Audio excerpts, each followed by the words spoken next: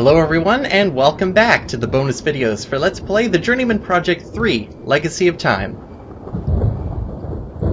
We looked over Atlantis and El Dorado, and pretty much found almost everything that there is to find in Atlantis and El Dorado. Not saying that I'm going to find absolutely everything. Probably something is going to be missed, at least one or two things. But we're going to do the same thing with Shangri-La right now. First off is, well, the avalanche. We start off by looking at the edge of the abyss, technically. Because if you go really quickly through this and come down here, you get an extra comment and hit. The bridge control system looked like it was broken or missing a part. Let's look around outside of the gatehouse. Maybe something important was knocked away when the avalanche hit. If we can fix the controls in the gatehouse, the bridge should extend itself and reach down to the bottom of the ravine. And that's right. So, we gotta do that in order to get pretty much to the rest of this time zone. We're not gonna really do that because we don't have any reason to, because the rest of the hints that are supposed to come up, or at least a hint and another comment, just kind of show up by you looking everywhere, technically. And also going down this thing incomplete, supposedly once, maybe multiple times. I'm not sure because it doesn't show up for me. But this is what it technically looks like. Okay, brilliant plan on the way. Instead of climbing down into the ravine, we go back to the Mesolithic age, fire off a bunch of hairspray, and by the time we get back here, the ozone layer has been depleted, the ice is melted, and the code floats up to the top. Cage! Why are you looking at me like that? Right, because that's actually going to work. Intense global warming. Another message that's actually supposed to pop up is just kind of looking out into what the monastery was. Arthur's supposed to say something, or at least a comment is supposed to pop up, but I remember having it show up before, but it doesn't show up for me anymore for some reason. Don't know why. From what I can see of this building, I would say that it was once a Tibetan monastery. It appears to have been knocked into this ravine by the avalanche. What a terrible loss to humanity. All of this beautiful culture and architecture destroyed. Well, let's not look at this tragedy anymore. This is the last of the things to find in the destroyed time zones. So what does this mean? Well, it actually means that we are able to go back yesterday once more to when this monastery was wonderful and explore Shangri-La and find out some new and interesting things. Because Shangri-La is surprisingly unique compared to the other two, not just in level structure, but what you can actually do with the level structure.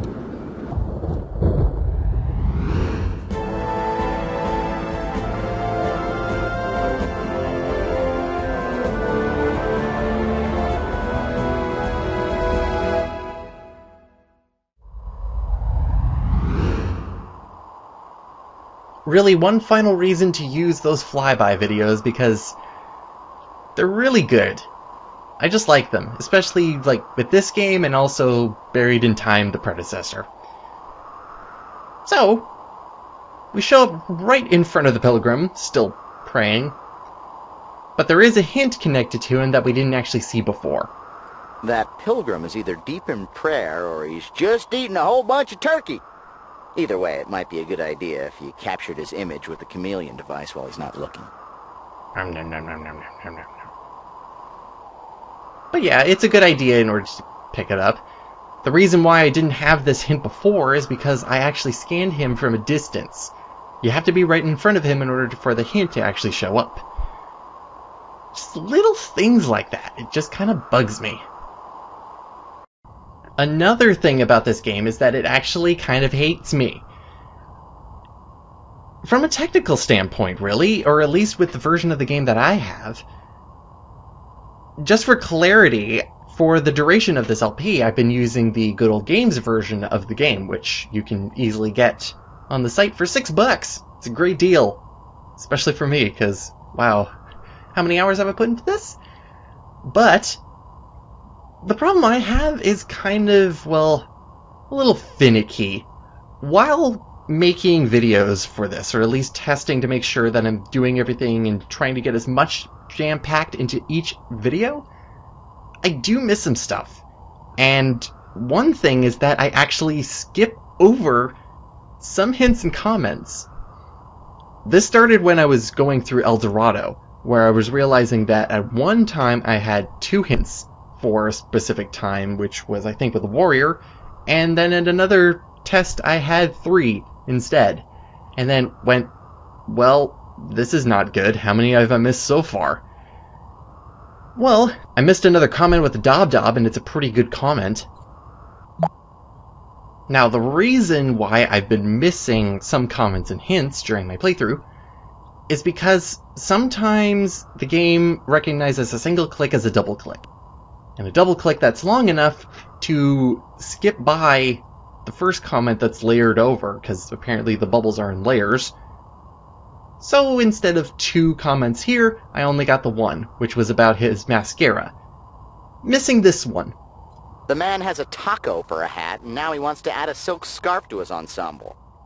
Look at that black eye. No wonder the other monks beat him up. It's a good comment. Come on, eat the taco head. It's a good comment. And I completely missed it, and I keep beating myself over it. Goodbye.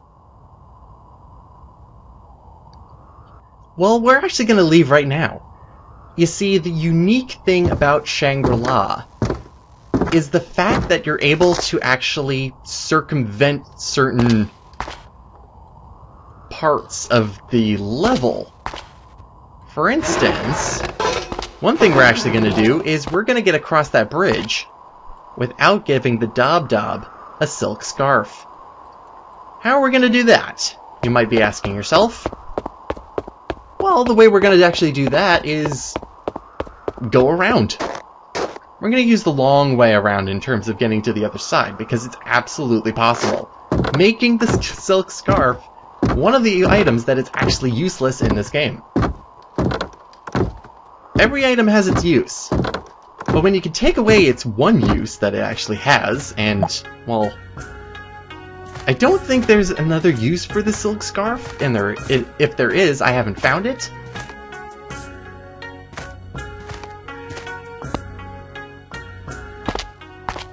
Silk scarf, not really that useful. Gotta go a bit faster because I want to get to actually where we're supposed to be going quicker than this. Because the direction that we're going to be going is the only other way that we know in order to actually travel through Shangri-La. And that's the steam tunnels.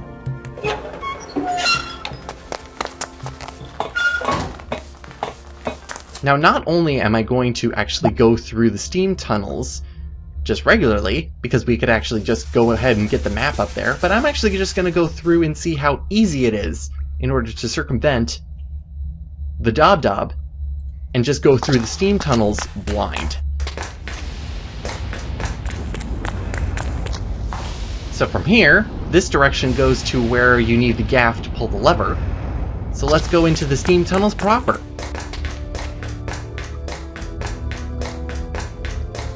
And from here,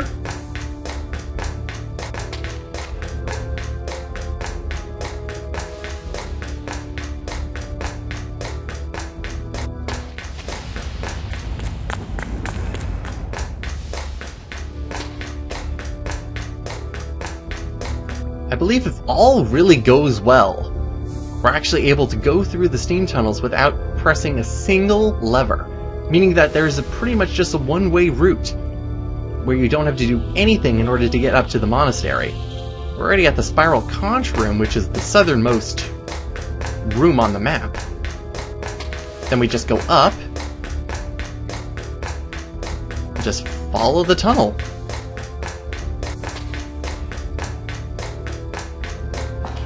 And this should lead us all the way up to the crossed symbol up there. To the right is where the room before the Hell's Realm room is. And over here goes where to that tree symbol. And from there, the way we come out is just a straight ahead right into the monastery exit. So there you have it. We're on the other side of Shangri-La. We didn't have to give a silk scarf to the Dob-Dob, and we're able to just continue on. But did we really circumvent the Dob-Dob completely? The answer is technically no. Why is that? Well,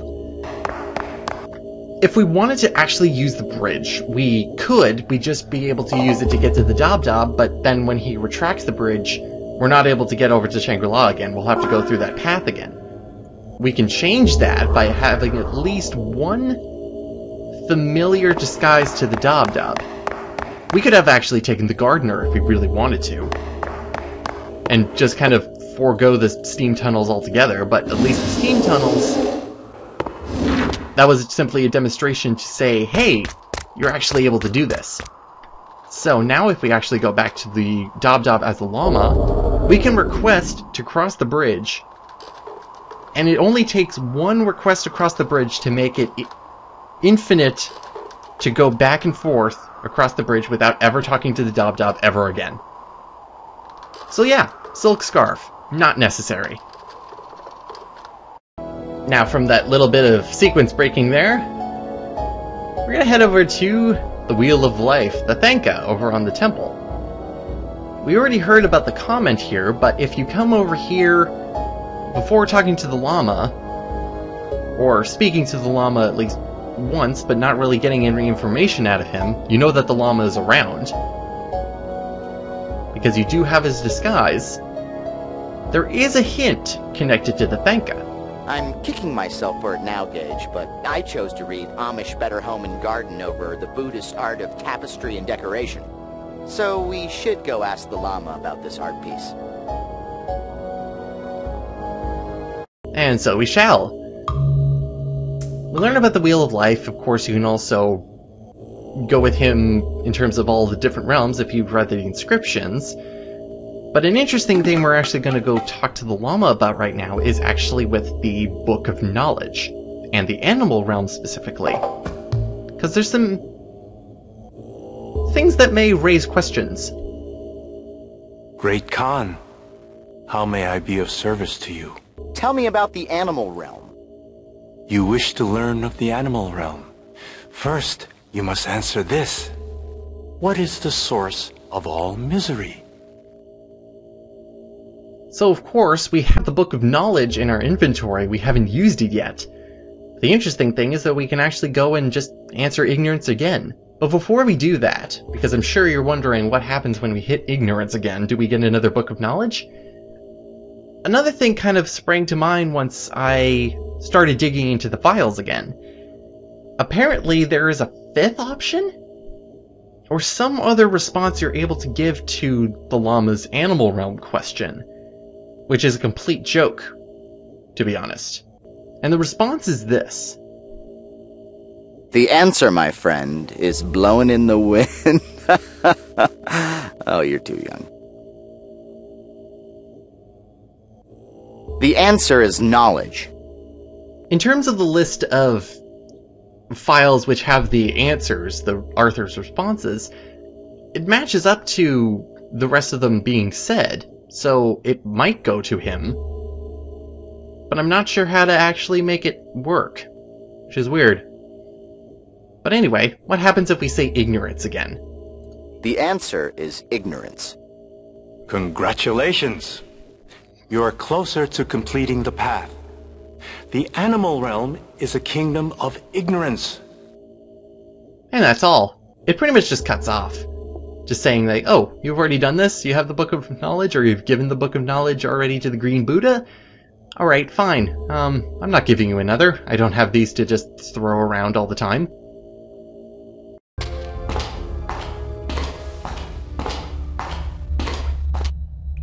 Now, if you watched the last video with El Dorado, I kind of ended it off by saying that Shangri-La is kind of the most complex out of the 3 time zones in terms of just everything that is kind of surrounding it.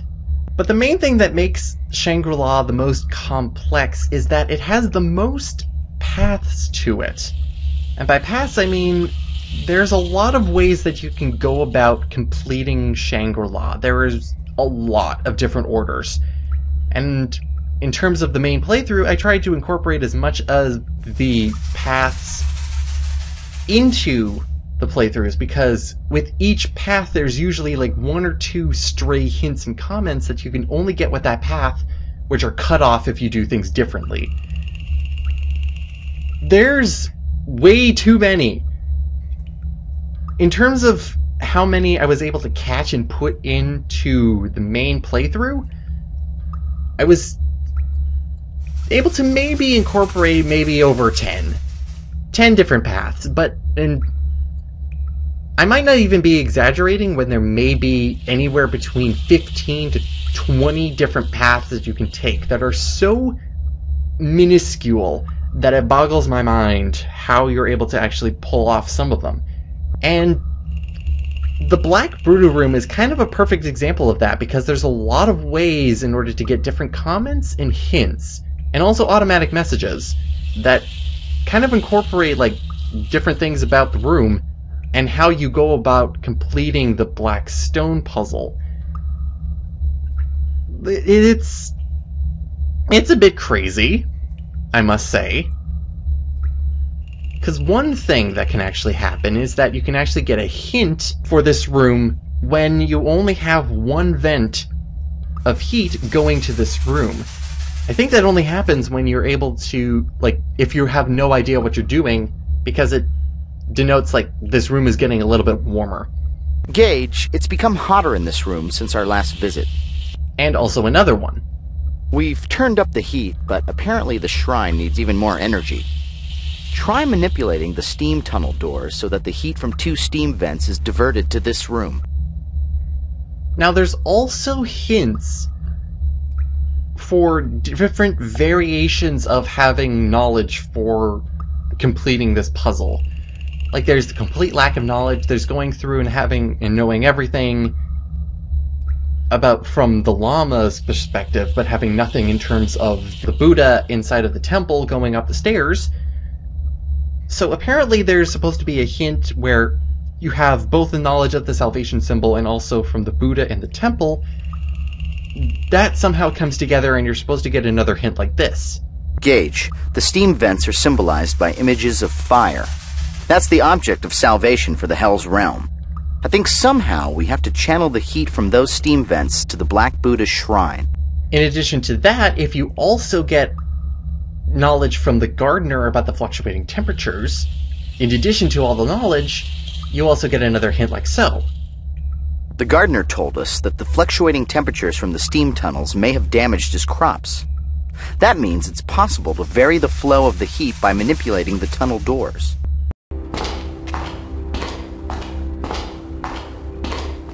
This room is rather insane with its different levels of hints and comments and what you have to do and what you don't have to do in order to get different things. Like, it's kind of a great example of the amount of layers and the amount of things you have to do and don't have to do in order to make Arthur speak in different ways. Like when the Buddha is completely melted, but you melted it because you were randomly turning wheels, which also gets you the other 2 hints that we started with, the one about the additional heat from one vent. If you get both of the vents here and it melts, you also get the hint and message about why that was, and that you accidentally finished a puzzle. I have a theory that might explain the extra heat. While we were exploring these tunnels, it's possible that we managed to open doors that lead to steam vents, which could have diverted more heat to this room. Or global warming started earlier than anyone ever suspected. And then there's going from accidentally finishing a puzzle to getting underway with another puzzle, but with another lack of information. This lack of information comes from never speaking to Emul ever, and going about how to figure out how to fix the Praetus Shrine. We need to make the offering to the Praetus Shrine if we want the next stone. Let's speak to the gardener and see what the perfect gift would be for the discerning Praetus for this holiday season. He'll know good Christmas gifts. Mainly food. food, and more food. Or an apple that will actually stay an extinct apple, because I'm completely forgot a portion of this story and I had a big brain fart and I still hate myself. Avalanches do kill things.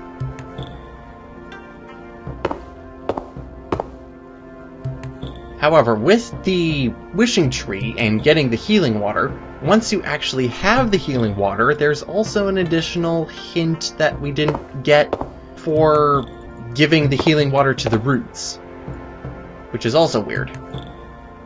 If you remember, we saw the wishing tree's roots in the steam tunnels. We should go there and pour the healing water over the roots. So with all that good stuff, we can pour the healing water onto the roots and make the wishing tree all better. So we've already seen what it looks like when we pour the bowl over, but we can also fill up the pitcher and the alms bowl with healing water, as well as denoted by the Atlantis video. So let's see what it looks like when we do that.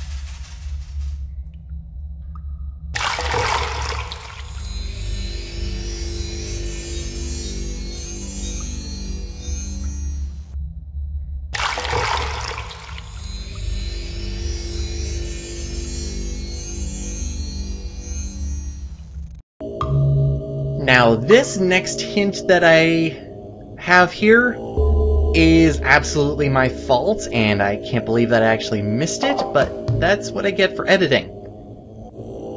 I am a complete idiot. When you open the doors and head out, and you just picked up the salvation symbol for the Ashura's Shrine, Genghis Khan's sword, a hint bubble pops up. I don't know how I missed this. Now we have the salvation symbol for the Ashura's realm.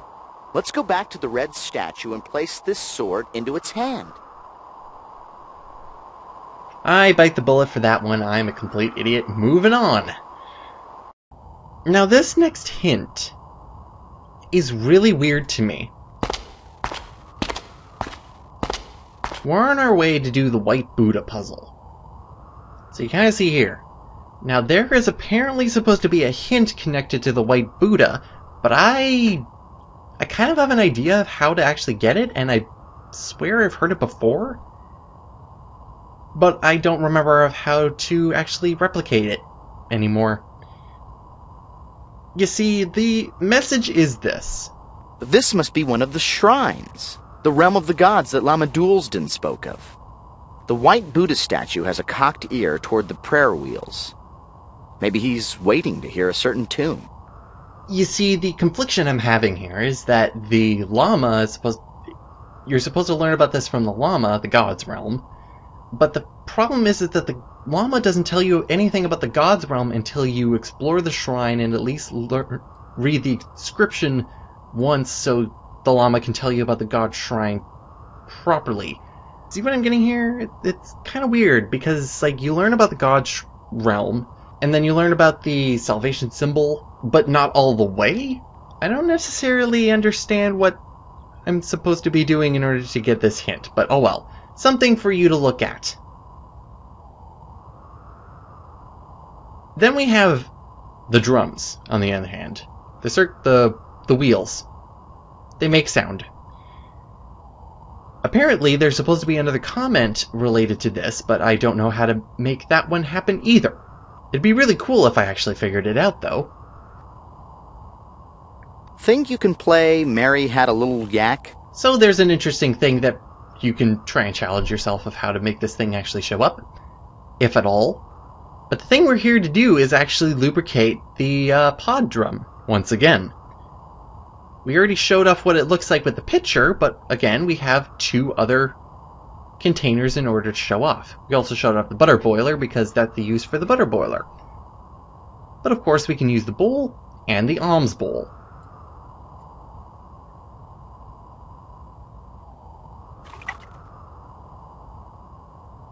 Also, I don't know how I missed these two hints, but they also correspond to the two hints that I did show off in the main playthrough. Once you retrieve the different oil receptacles for Atlantis and Shangri-La, you also get these two hints to go with it. If that wheel is going to turn, it needs lubrication. Unless you're planning on cooking me a romantic Italian dinner, you could probably apply the olive oil to the rusty prayer wheel. Unless you're planning on buttering the next box of popcorn you find, you could probably use the melted yak butter to lubricate the wheel.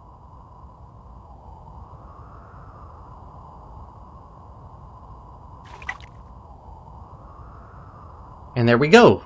Used all 4, and we have lubricated the wheel. But we were able to show off something else about the containers here. Specifically, the pitcher and the bowl. They are both useless as well, including the silk scarf. Because the thing I just showed off is that you're able to actually carry both healing water and oil in the alms bowl, and use it for both of the puzzles which is necessary, the Praetus and the Gods realms.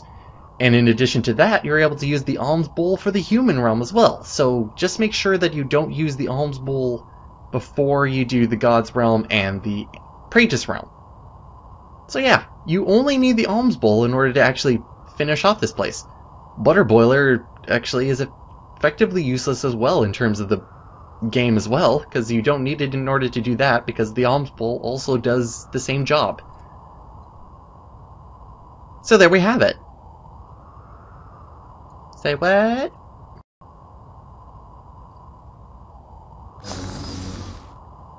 Now there's one last thing with the God's Realm Buddha. You see, if you actually, once you get into this time zone, you speedily finish any of the realms. This one is kind of the easiest in order to do, but I've tried it with a different realm and it also works the same way. You take the stone, and Arthur has something interesting to say. What? How did you... That was... Gage, have you been reading the strategy guide again? I'm kind of my own strategy guide at this point. But yeah. He kind of calls you out for, hey, you're doing this way too speedily for your own good. You know this game. Don't you? So let's head into the temple now.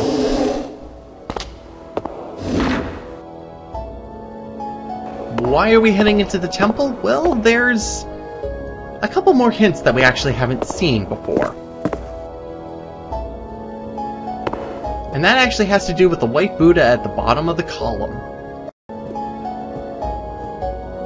You see, you know the hint for it's waiting for something to be placed in its hand, right? Well, apparently there is at least 2 other hints that have to do with the white statue. One has to do with using the proper stone on the Buddha. I don't think you're actually able to get this one to work properly anymore because only the white stone works with the white Buddha. I believe at one point you were able to put any stone in it and it would just kind of either accept it, like the white stone proper, but if you put any other color in, it would probably reject it. At least that's my thinking. I'm not sure about the development. But you get this hint. I don't think this Buddha is colorblind. Gonna have to go out on a limb here and say that this Buddha wants a white stone. You're gonna have to trust me on this one, Gage. There's also another hint related to the white stone with a white Buddha, but I can't get it to show up either. So here's this one. Gage, that white statue we saw in the temple seemed to be waiting to receive something. We should try putting the white stone into the hand of that Buddha statue. But now we're coming up on the end of all of the hints and whatnot that I'm going to show off. There's very minuscule left, like a line here and there of a little difference, but I didn't really feel like it was notable to show off compared to all of the like the little tiny lines of second dialogue options that you're able to get. But the last hint is actually with picking up the map here. I still don't know why you're not able to pick up the map because it's overlaid with a knife. It's... Ugh. But this hint appears when you actually go up to the map immediately and don't even set foot into the steam tunnels. That looks like a map of this monastery. It seems to indicate that there are tunnels underneath the buildings. So, of course, we have to take the knife and take the map. Now, the thing about the map, actually, is that I've kind of glanced over it. Upon doing the history series, I've kind of been a bit more critical and looked into things a little bit more in detail about things that have been said and what things are inside of this game. But of course, the map pretty much has some historical significance all on its own.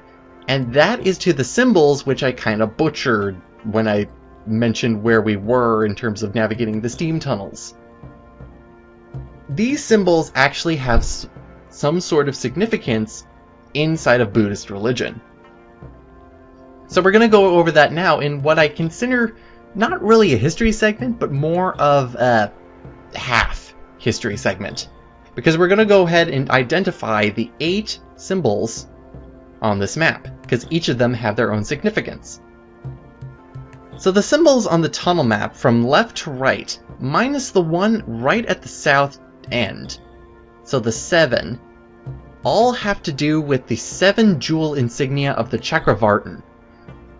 If you're unsure about what the Chakravartin is, it's an ancient Indian term used to refer to an ideal universal ruler who rules ethically and benevolently over the entire world.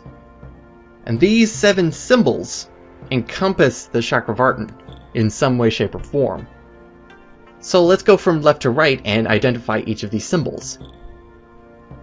First, we have this crossed insignia here, which may in fact be a medallion of some sort.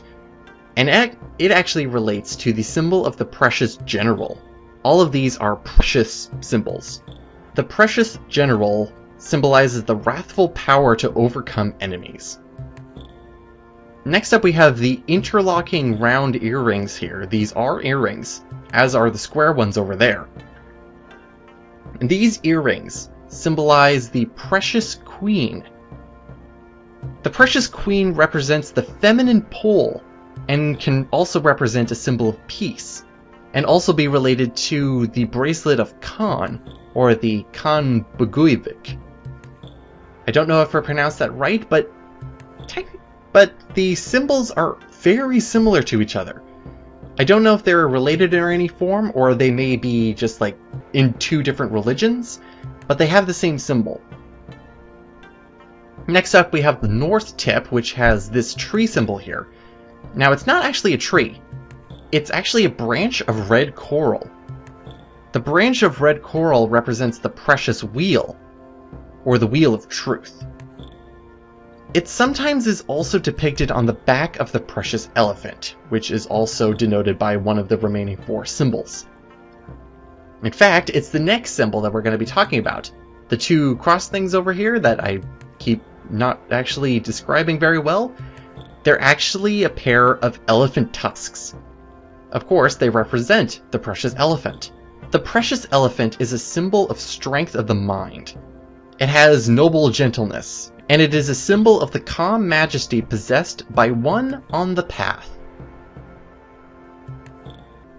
Then we have the interlocking square earrings. The square earrings actually belong to the precious minister or householder.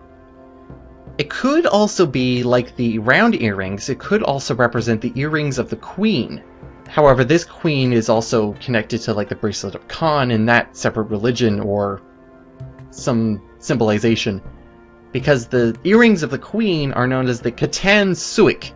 These interlocking square earrings are a symbol of love and honesty. Then we have probably the most important symbol of the 7. The 3 dumplings here are actually supposed to be jewels, or 1 jewel. A triple-eyed gem enclosed in a trefoil gold mount. So if we were actually going down into the steam tunnels again and looking up at that room, we would see like the lines going around it. That is supposed to represent the radiancy of the gold around the gem.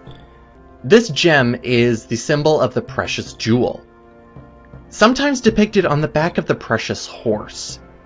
The gem represents the themes of wealth and unfolding, or power and possibility. It allows the Chakravartin to see all things, and also can symbolize a wish-granting jewel. The 1 gem can also be 3 jewels instead. Individual treasures that individuals can take refuge in Buddhism. Each of the jewels has something representing it, something very important to Buddhism. One being the Buddha, the other being the Dharma, and the other being the Sangha. Now, the Buddha is kind of self-explanatory at this point, but what are the Dharma and the Sangha? Well, the Dharma is actually being Buddha's teachings, and also the law of karma and rebirth, understanding that and paying refuge to it. The Sangha is most often referred to as the monastic orders and institutional bodies of Buddhism. So more of like the actually rules and firm written ideas behind it. And then we have the one on the far right, which kind of looks weird. I know, it kind of looks like a weird elf hat, but it actually is a rhinoceros horn. Which also doesn't make any sense because it's also supposed to represent and symbolize the precious horse. Yeah, it's a weird symbol. So those are the 7 symbols of the Chakravartin. But what about this last one down here, all on its own? It's weird that it's actually here because, well, it's in a group all of its own. The last symbol on the map belongs to another group of symbols called the 8 auspicious symbols, or in Sanskrit, Ashtamangala. The one symbol here out of the 8 is known as the spiral conch. Now, the spiral conch is possibly used as a horn, symbolizing the deep, far-reaching, and melodious sound of the teachings, awakening people from the slumber of ignorance to accomplish all beings' welfare. So all of these symbols that denote each of the rooms inside of the steam tunnels all have their specific meanings to them. So I hope you enjoyed actually reading that the map is a rather interesting item in terms of historical significance, because it's also kind of like a thanga in itself. And that is going to be it for Shangri-La. And that is our last of our final trips through the 3 time zones. So if there's anything else here, it's either very minuscule, but I've kind of left a lot for those who are willing to look further into how to get the rest of the hints and comments that I showed off here, but didn't necessarily show them off how to get them all. Because even that is left open to me, if I really wanted to go back and look at them. That is up to you, though. So while we're all done in all 3 of these areas, we still have one last video to do. And that video is going to look over all of the secret things and extra things, even beyond the game itself. So I will see you next time, everyone, as we go on a little hunt. I'm working on it right now. See you next time, everyone.